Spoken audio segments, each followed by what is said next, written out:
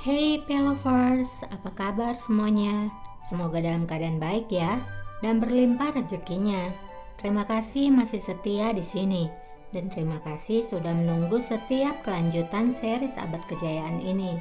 Oke lah, tanpa berlama-lama kita langsung ke ceritanya ya. Hünkârım, Mihrimah Sultan geldiler. Mihrimah datang menemui raja.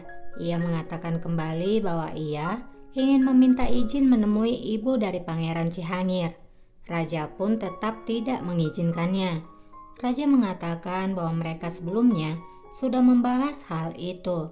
Mihrimah lalu berkata, "Kami akan berkunjung sebentar saja.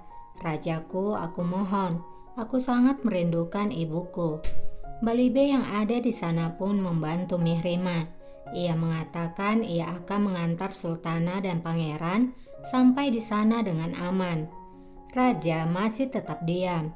Mihrimah lalu mengatakan lagi, "Ayah, kumohon, kami harus pergi." Selain itu, Cihangir tidak mau diam dan dia tidak mau makan. Karena mendengar Cihangir yang tak mau makan, raja pun akhirnya menyetujui permintaan Mihrimah. Ia lalu meminta Balibe yang akan bertanggung jawab atas keamanan anak-anaknya. Balibe pun berkata, "Jangan khawatir Raja." Mihrimah senang dan mencium tangan ayahnya. Ia pun berkata, "Cihangir pasti senang mendengarnya dan aku akan segera membuat persiapan." Bir şey söylemeyecek misiniz? Di Edirne, Hurrem masih diam. Rustem lalu bertanya, "Sultanaku, apakah kamu tidak ingin mengatakan sesuatu?" Hurrem pun berkata, "Apalagi yang mau aku katakan, Pasah? Kamu telah memikirkan semuanya." Sultanım. Bu ne cüret paşa? Hurrem marah dan berkata, "Beraninya kamu, Pasah, beraninya kamu mencita-citakan putriku, dan di atas dari semua itu, tanpa menanyakan dahulu padaku." Üstelik bana sual etmedin. Buna mecbur kaldım. Rustem lalu menjawab, "Aku harus melakukannya, Sultanaku. Sang Sultan memintaku untuk membunuhmu. Aku melakukan hal itu untuk melindungi kita, diriku sendiri dan dirimu." Hurrem pun berkata, "Jangan mengatakan kamu harus melakukan hal itu, karena kamu telah memikirkan hal ini sejak dari awal. Kamu melihat kesempatan, sangat memalukan. Apakah kamu ingin mengkhianatiku?" Rustem lalu berkata, "Tentu saja tidak, Sultanaku. Aku tidak mengkhianatimu bahkan sampai sekarang. Sultanaku, aku tidak akan pernah melakukannya. Kamu di Edirne sekarang. Musuhmu akan tetap membuatmu berada di sini. Itulah mengapa aku merasa terancam.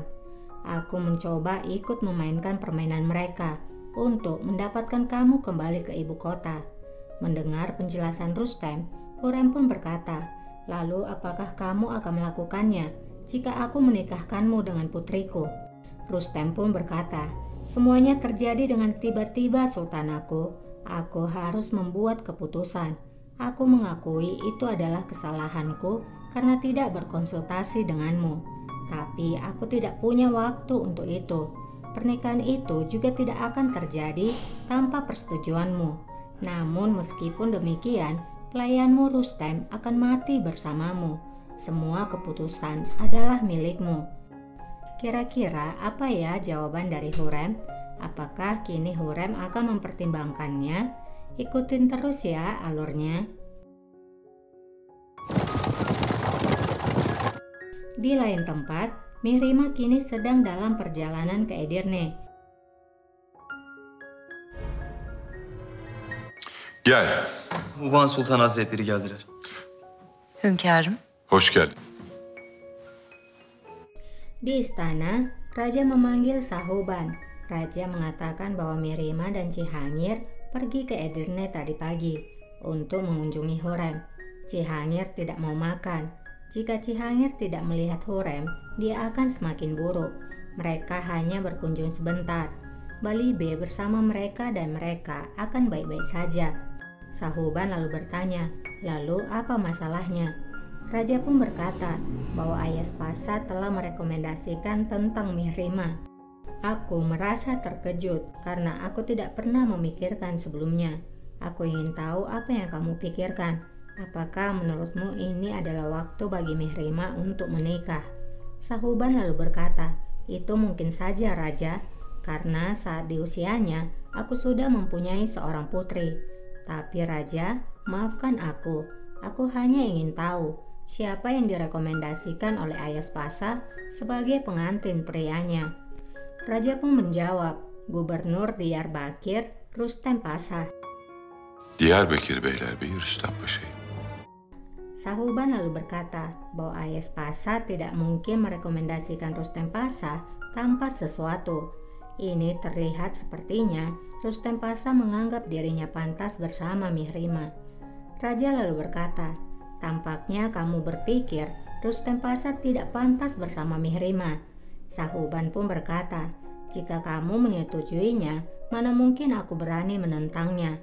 Tapi yang paling terpenting adalah kebahagiaan Mihrima. Mihrima adalah harta berhargamu. Aku kira lebih baik jika memikirkannya lagi. Raja lalu berkata, tentu saja, aku masih belum membuat keputusan. Aku tidak akan terburu-buru. Sahuban lalu berkata, aku tidak berpikir Mihrima menginginkannya. Raja pun berkata, keinginan dan pendapat Mihrima sangat penting bagiku, tapi dia akan tetap menikah cepat ataupun lambat. Sahuban lalu berkata, kamu memang benar, tapi jika kamu mau, aku akan berbicara dengannya setelah kembali dari Edirne. Raja berkata, itu adalah ide bagus. Aku ingin melakukan hal yang benar untuk Mihrima dengan ketenangan dan kebahagiaan. İçin doğru olanı yapmak isterim. Rüstem Edirne'ye gitti. Setelah meninggalkan raja, Shah Sultan bertemu dengan Merchant. Shah Sultan berkata, Rustem telah pergi ke Edirne, tapi bukan melakukan seperti apa yang kita mau, Merchant. Tampaknya mereka telah memikirkan hal ini sebelumnya. Düşünmüşler. Rüstem Paşa'nın büyük hayal. Di Edirne, Hurrem membicarakan tentang Rustem dengan Diana. Hurrem berkata, Rustem memiliki mimpi besar. Aku tidak menyangka akan sebanyak itu. Selain pikiran dan kemampuannya, keberanian dan semangatnya juga mengejutkanku. Seorang Pasha yang melayaniku harus memiliki kebajikan, tapi yang paling penting aku harapkan adalah kesetiaannya. Tentu saja, kesetiaanlah yang paling penting dari apapun. Karena setiap orang yang melayaniku harus hidup untuk melayani mimpiku, bukan mimpi dirinya sendiri. Diana pun bertanya, Sultanah, apakah Rustem menawarkan sesuatu? Hurrem pun berkata, Rustem ingin menikahi Mihrima. Tampaknya ia telah memikirkan hal ini sejak lama. Dia bertindak dengan perasaannya. Diana lalu berkata, apa yang kamu jawab, Sultanah? Apakah kamu akan mengizinkan pernikahan ini? Hurrem pun berkata, aku masih memikirkannya, Diana. Karena bukan hanya aku saja yang memikirkan hal ini, Raja juga sudah mengetahuinya. Vaziyetten haberi var.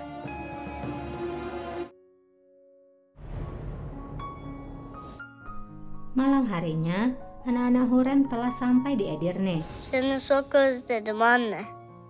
Cihangir lalu berkata, aku sangat merindukanmu, Ibu. Hurrem pun menjawab bahwa ia juga sangat merindukannya.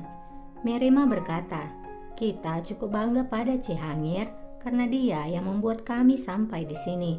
Cihangir menyuruhku datang kepada raja dan mengatakan bahwa ia tidak mau makan. Hünkâr. Hurrem pun tidak menyangka akan perbuatan anak-anaknya. Meski tersenyum, Hurrem tetap berkata, tidak ada kebanggaan jika mereka membohongi ayah mereka. Hurrem pun lalu bertanya pada Cihangir, apakah aku benar, Cihangir? Cihangir pun mengangguk. Mihrima lalu berkata, tidak ada cara lain selain melakukan hal itu. Juga Balebe membantu mengawal kami. Hurrem lalu bertanya tentang keadaan Mehmet, Bayezid, dan Selim. Mihrima lalu mengatakan bahwa semuanya dalam keadaan baik. Hanya saja ada wabah penyakit menular saat ini. Hurrem pun berkata, apakah di istana semua orang baik-baik saja? Mihrima, aku ingin kalian semua tetap berhati-hati. Olmanızı istiyorum. Di tempat lain, saat makan malam, Nigar berbicara pada Rustem suaminya. Kamu ingin menikahi Mihrima Sultana. Kamu telah membuat kesalahan, Pasah. Adalah kesalahan jika kamu berani menghadapi Sang Sultan ketika kamu sebenarnya bisa merasa aman di bawah sayapnya. Rustem lalu berkata, waktulah yang akan menunjukkannya. Nigar pun berkata, kamu berada di lautan mimpi. Kamu akan tenggelam. Kamu hanya tidak tahu. Raja tidak akan pernah membiarkan hal itu. Rustem pun lalu berkata, jika kamu berpikir seperti itu, lalu mengapa kamu khawatir? Apakah kamu khawatir karena kamu akan terlempar ke jalanan? Nigar pun berkata, kamu tidak akan bisa melakukan hal itu. Aku tidak akan membiarkan kamu membuangku dari hidupmu. Rustem pun lalu berkata, kamu tidak berada dalam hidupku. Jadi buat yang gak paham dengan perbincangan mereka atau yang baru saja bergabung dalam episode ini, akan Mimin jelaskan ya. Rustem dan Nigar memang sah sebagai suami istri, tapi pernikahan itu terjadi karena kehendak hati C agar menjauhkan Nigar dari suaminya, yaitu mendiang Ibrahim Pasha. Dan itulah hukuman yang diminta Hatice kepada raja untuk menikahkan Rustem dengan Nigar. Rustem dan Nigar menikah, tapi tidak ada cinta di antara mereka.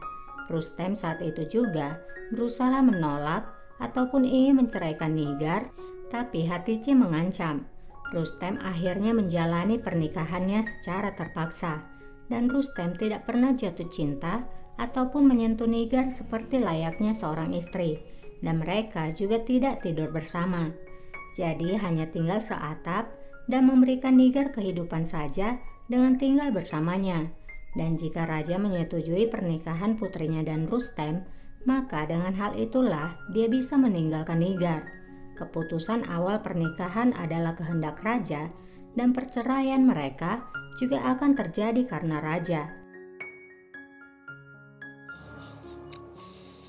Di istana, anak-anaknya dan bersama raja juga makan malam bersama. Mehmet lalu berkata, kapan Mihrima dan Cihangir kembali? Raja pun mengatakan bahwa mereka akan kembali dalam beberapa hari. Bayezid lalu berkata, apakah ibu akan kembali bersama mereka? Raja pun menatap Bayezid dan berkata, pertanyaan apa ini? Karena kesal, raja akhirnya meninggalkan anak-anaknya.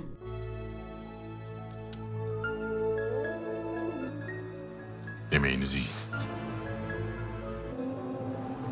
Şehzade, Melihat ayahnya pergi, Mehmet ingin menyusul ayahnya, tapi Apipe melarang dan menyuruhnya tetap bersama adiknya.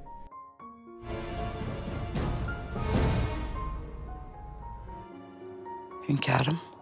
Dan Apipe pun berbicara pada raja. Apipe berkata, kamu selalu bilang aku sama seperti ibumu. Apakah kamu masih menganggap aku seperti itu? Raja lalu berkata, tentu saja, kamu melakukan banyak hal padaku. Apipe lalu berkata, jadi dengarkan aku rajaku. Hukuman bagi Hurrem Sultan sangatlah berat. Raja pun berkata, menjauhlah Apipe, jangan ikut campur dengan hal ini.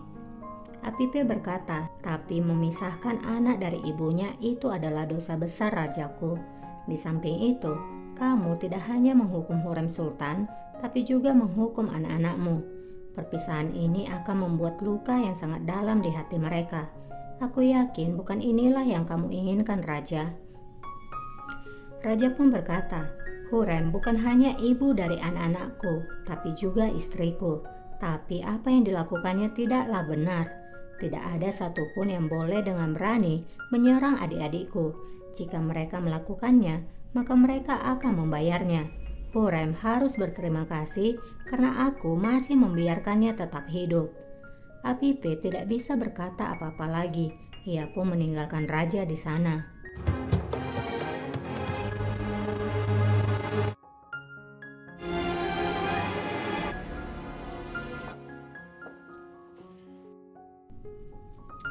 Di Edirne, Hurrem menemui Balibe. Balibe berkata, ia harus segera kembali membawa Mihrima dan pangeran ke ibu kota.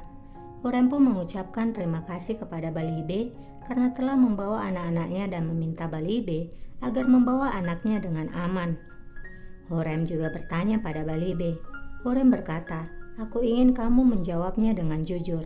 Apakah kamu mempunyai perasaan pada putriku Mihrima Sultana yang tidak aku ketahui?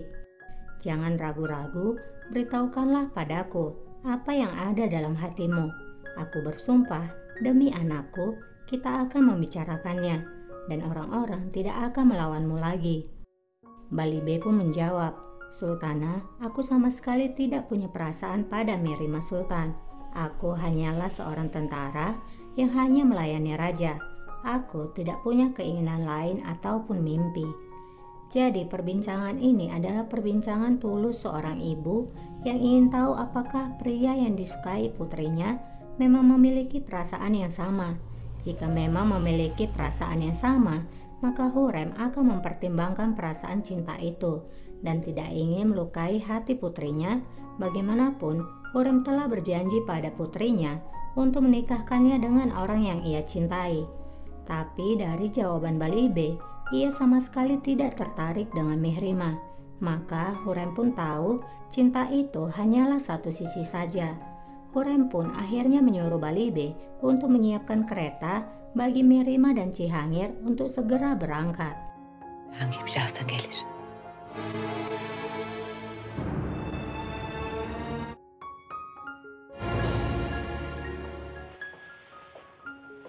Di istana, Rustem dan Sa Sultan pun bertemu.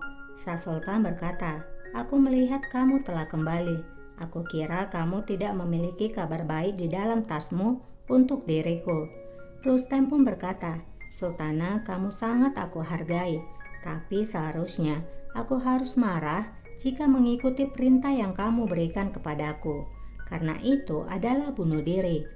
Sa Sultan lalu berkata, apa yang ingin kamu lakukan? Apakah kamu berpikir kamu bisa hidup lebih lama dengan menginginkan menikahi Mihrima?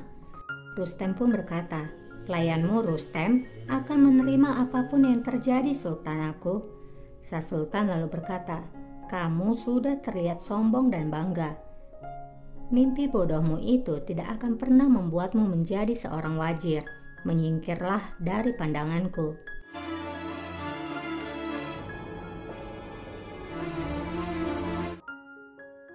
Eminim çok yakında yanımızda olacaksın.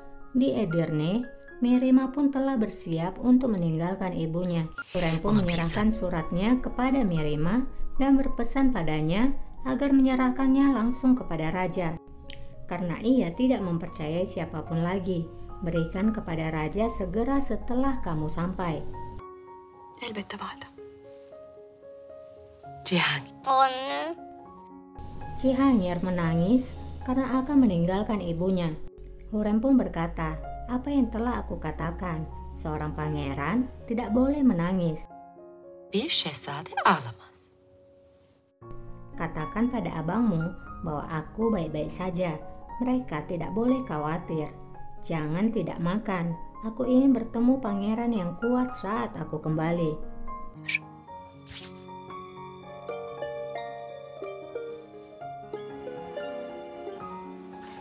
Mihrimah sen kalkın. Hepiniz çekin.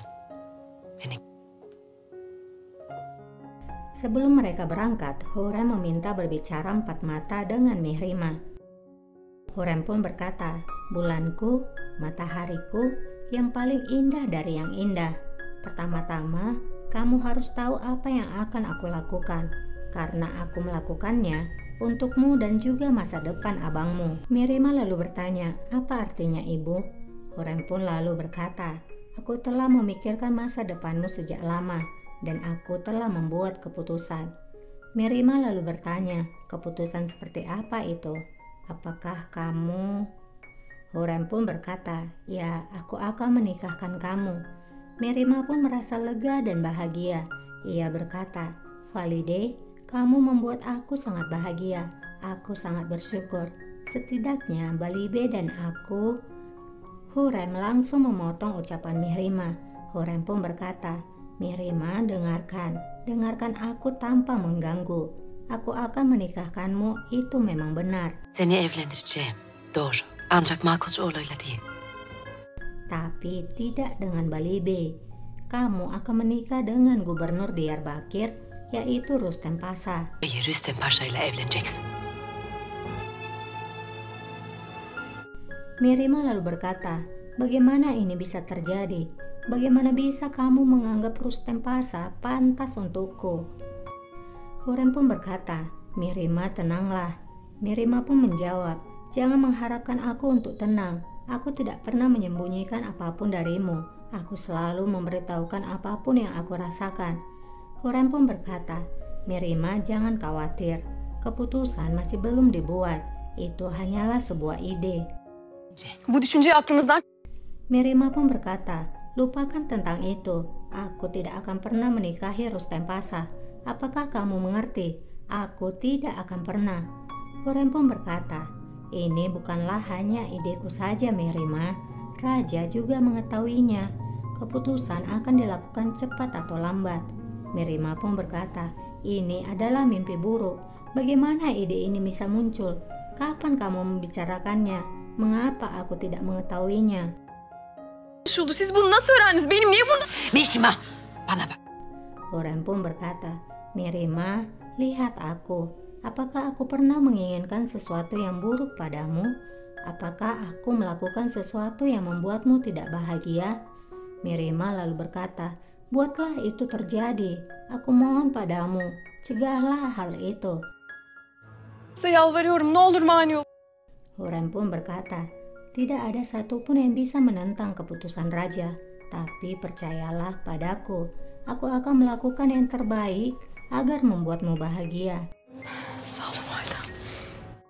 Mirima pun mengucapkan terima kasih sambil merebahkan kepalanya ke pangkuan ibunya. Hurrem pun berkata, tapi aku mempunyai permintaan. Pikirkan pernikahan ini sebelum kamu menolaknya. Mungkin itu baik juga untukmu. Ketika semua orang bermusuhan dengan kita, Rustem Pasha bersama kita dan setia pada kita. Dia adalah pria yang pintar dan bertalenta. Dia memiliki masa depan yang cerah. Lupakan Bali B. Dia tidak memiliki masa depan, Mirima. Percayalah padaku, itu tidak mungkin. Cesaretin yok. Bana inan, bu mümkün. Namun Mirima tidak mau mendengar apapun lagi. Ia pun meninggalkan ibunya.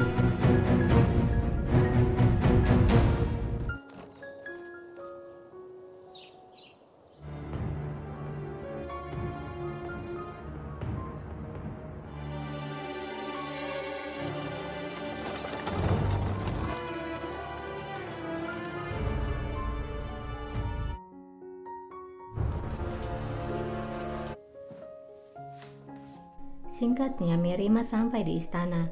Ia pun langsung menemui ayahnya. Hoş geldin. Ia pun juga memberikan surat ibunya kepada raja.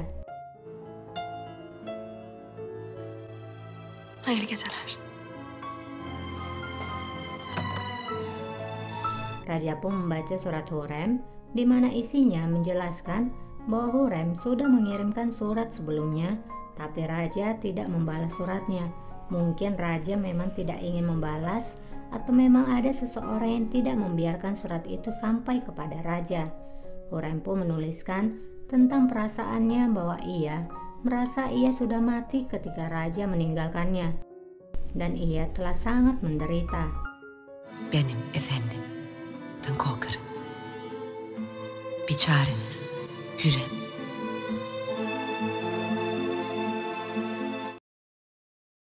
Hünkârımızın hususi hekimi Moşo Hamon Efendi geldi. Keesokan paginya, dokter pribadi raja datang menemui Hurrem untuk memeriksa dirinya, di mana dokter ini mengabarkan bahwa wabah penyakit sudah menyebar kemanapun. Hurrem pun berkata, seperti yang kamu lihat, aku baik-baik saja. Dokter ini pun meminta menginvestigasi sekeliling istana. Hurrem pun memanggil penjaga untuk membantu sang dokter. Yere. Hali bir tuhaf olunca... Saat itu ada seorang pria yang terbaring di tanah. Dokter pun memeriksanya dengan menggunakan perlengkapannya.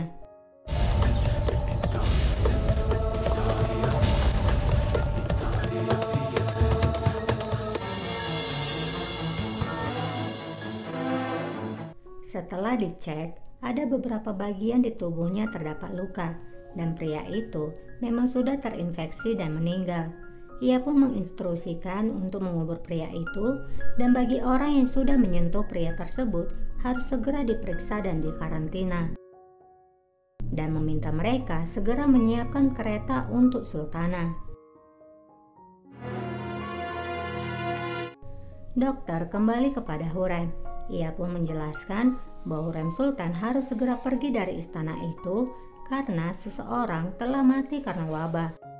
Hurrem pun berkata, apakah ia akan dibawa ke ibu kota? Namun dokter berkata, ia akan dipindahkan ke Bursa. Begitulah yang diperintahkan raja sebelumnya. Mendengar akan hal itu, Hurrem pun berkata, ia tidak akan pergi kemanapun. Meskipun dokter berkata bahwa ini sangat berbahaya bagi Hurrem Sultan, namun Hurrem tidak mau dipindahkan. Bir yere gitmiyorum.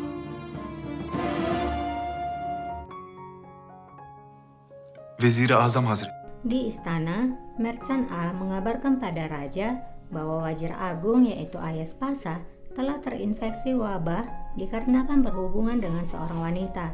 Raja pun mengatakan agar dokter segera memeriksakan tentang kesehatan Ayas dan tidak boleh ada satu orang pun yang mengetahuinya. Jadi wanita itu adalah kiriman dari Shah Sultan ya guys. Dan memang Ayaspasa ini senang menikmati para wanita-wanita.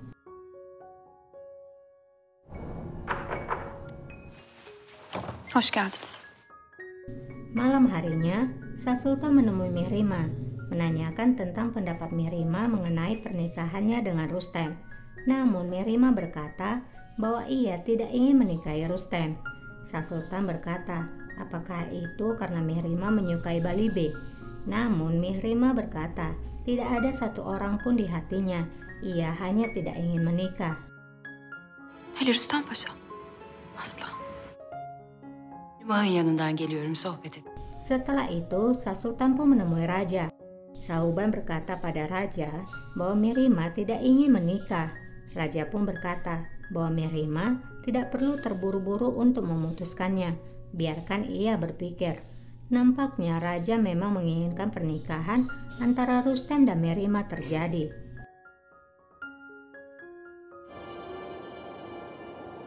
Keesokan paginya, di ruang pertemuan, raja bertanya bagaimana keadaan dari Ayaspasa. Lutfi berkata bahwa sesuai yang dikatakan dokter, Ayaspasa memang terkena wabah. Matrakci lalu berkata bahwa itu terjadi di istananya Ayaspasa. Itu menyebar dari selirnya ketika melakukan senang-senang. Arayesinden bulaşmış. Ali Bey. Raja pun berbicara pada Balibe, ini harus menjadi peringatan bagimu. Berhati-hatilah terhadap apa yang kamu makan, minum, dan dengan siapa kamu menghabiskan waktu. Balibe pun berkata agar raja tidak perlu khawatir. Ya, kita tahu Balibe adalah orang yang paling dekat dengan raja dan dia juga sering menghabiskan waktu bersama wanita malam. Tak lama, dokter yang sebelumnya datang memeriksa Hurrem menghadap kepada raja. Raja bertanya bagaimana keadaan Hurrem.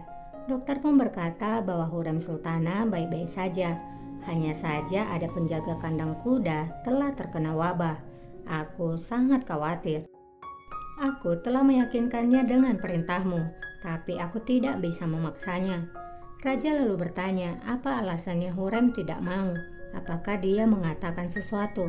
Dokter pun berkata bahwa Hurrem Sultan menyampaikan tinggal dimanapun tidak akan menjadi masalah baginya.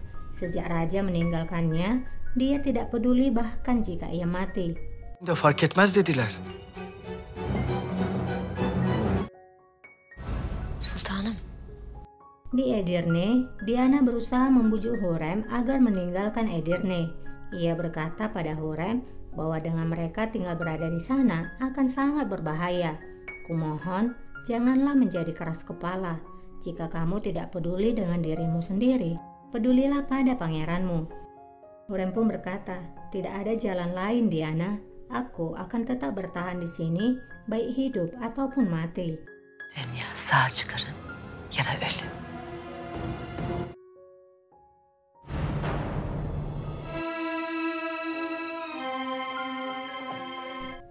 Malam harinya, Hurrem berjalan terburu-buru. Ia memasuki sebuah ruangan dan rupanya raja telah datang. Cie-cie.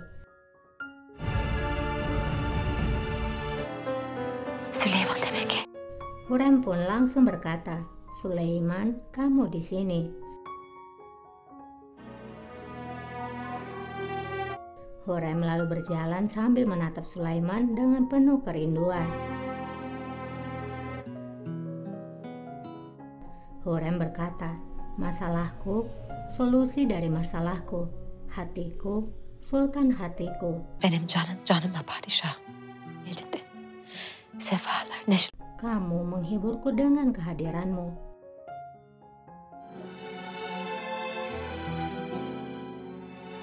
Ben gam ve kederi. Aku akan keluar dari duka kegelapan ini dan kesedihan ini dengan berkat dari tanganmu. Kamu menerangiku dengan cahaya dari wajahmu."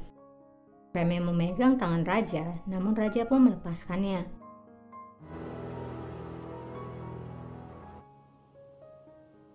Raja berkata, "Aku memerintahkanmu untuk pergi ke bursa. Mengapa kamu tidak mengikuti perintahku? Ini sangatlah serius, Hurrem. Salah satu penjaga kudamu terkena wabah. Mengapa kamu masih tinggal di istana ini?" Hurrem pun berkata, "Aku tinggal di istana fana ini karena satu alasan yang sama. Lalu kenapa kamu juga datang kemari?" "Karena cinta."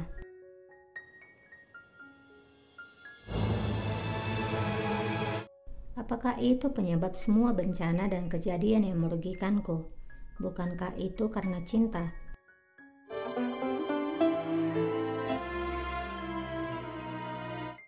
"Bukankah raja tahu bukan wabah yang membunuhku, tapi perpisahan, baik di bumi maupun di langit, baik di dunia maupun di sisi lain? Apakah ada wabah yang lebih buruk dari perpisahan, sehingga aku akan mengambil nyawaku?"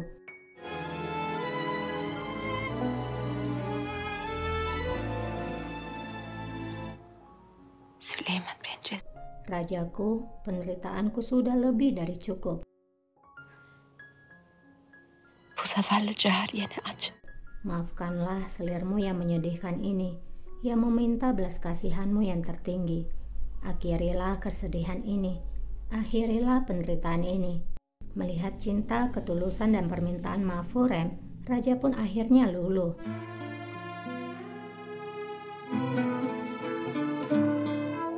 Ey benim gecem. Raja yang kini bahagia mulai kembali mengatakan kata-kata puitisnya. "Oh malamku, kegelapanku, oh hariku, terangku, kekasihku yang menawarkan racun dengan satu tangan dan menyembuhkan dengan tangan lainnya. Kepada siapa aku bisa mengadu? Orang yang menggangguku adalah tuan putriku sendiri." Padişahın kendisidir. Raja dan Hurrem pun berciuman.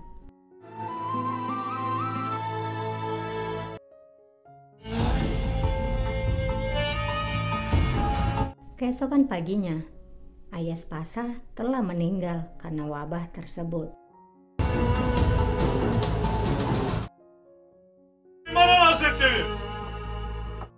Dan raja juga sudah kembali ke istananya dan melakukan pertemuan. Malibi lalu datang dan menyampaikan berita bahwa Ayas telah meninggal dunia. İnşallah. Maka karena Ayas telah meninggal dunia dan sesuai rantai komando pertama, maka Lutfi akhirnya ditunjuk sebagai pengganti dari Ayaspasa sebagai Wazir Agung. Vezir-i Azamlık makamına Lütfi Paşa'yı tayin ediyorum. Lütfi kulunuza öyle bir şeref... Hayırlara vesile olsun Lütfi Paşa.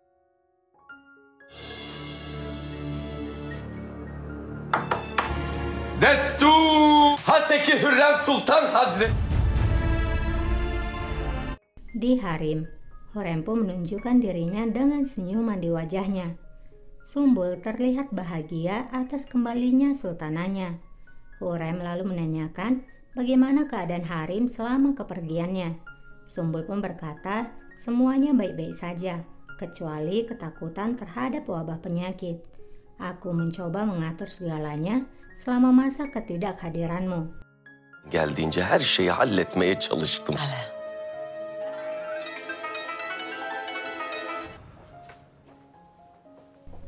Hurrem dan Sasultan berpapasan. Hurrem berkata, "Seperti yang kamu lihat, tidak peduli seberapa keras kamu mencoba, itu hanya sia-sia. Kamu tidak bisa mengaturnya lagi. Aku telah kembali. Tidak ada satu orang pun yang bisa datang antara aku dan raja. Aku harap kamu bisa menerimanya. Dan mulai sekarang berhentilah bermain-main denganku, karena aku tidak akan bertanggung jawab atas konsekuensinya nanti." Sasultan lalu berkata, "Kamu mungkin berhasil kembali, Hurrem, tapi jangan lupa satu hal. Istana ini tidak lagi sama seperti saat kamu meninggalkannya. Banyak hal telah berubah saat kamu tidak di sini. Contohnya, Ayaspasa yang telah menghembuskan nafas terakhirnya, dan suamiku Lutfi Pasa telah ditugaskan sebagai penggantinya." Hurrem pun merasa terkejut mendengarnya. Seperti yang kita tahu, Ayaspasa adalah kaki tangan dari Hurrem. Ya, pastinya Hurrem akan terus berjuang menghadapi apapun yang ada di hadapannya. Dan perjuangan Hurrem akan kita lihat di episode berikutnya. Buat yang suka dengan kelanjutan ceritanya, boleh dong di-subscribe dulu supaya setiap kali aku upload video terbaru, kalian dapat notifikasinya. Terima kasih udah subscribe, terima kasih udah nonton. Terima kasih juga yang sudah like dan komen, itu sangat berarti buat aku. Sampai jumpa, bye.